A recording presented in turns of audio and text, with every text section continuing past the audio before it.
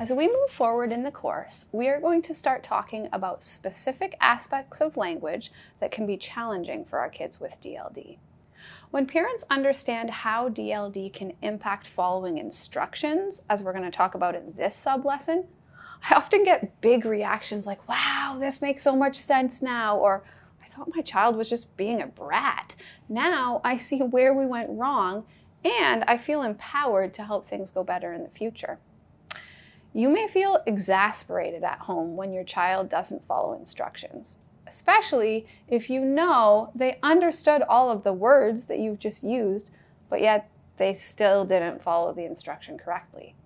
It is important to work with your child's therapist to figure out where the breakdown is occurring. The difficulty may have arisen because you gave too much information in one go, and your child didn't have sufficient working memory or attention skills to focus on or recall the complete instruction. Perhaps your child doesn't have a strong ability to filter out distractions, and they caught a glimpse of a cool bird through the window as you were talking, and that completely took over their thinking. Maybe your child was angry that you asked them to do something, and because they struggled with getting their emotions in check, they weren't able to adequately process your instruction. Or you may have used position words or prepositions that may have confused your child. Some kids with DLD get mixed up with words like between, behind, above, below. Another cause of confusion with following directions could be if you used conditionals. Like, let's say you said, if you see that the dishwasher is done running, unload the silverware and put 4 spoons into the blue bag for me.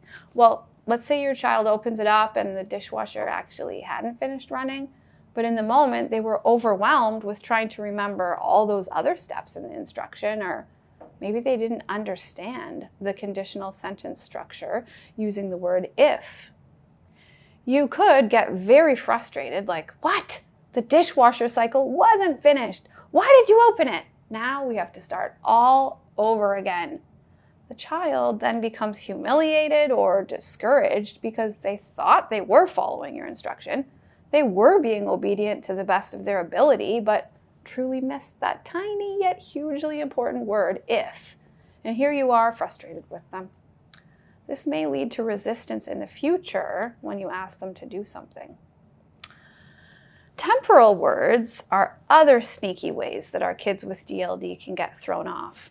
So, for example, if you use the word before and tell the child something like, before you get dressed, take out the garbage.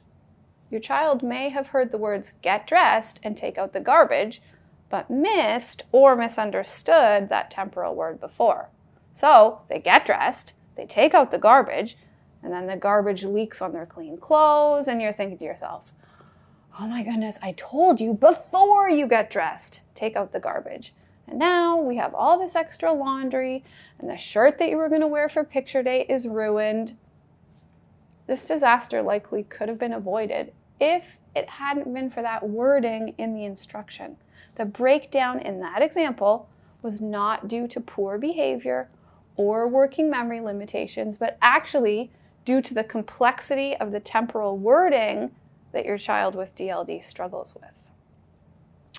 Once you develop a better understanding of what actually occurred, like where the breakdown happened and why the instruction wasn't followed, you will be in a bit better position to set your kids up for success by making your instructions manageable for them.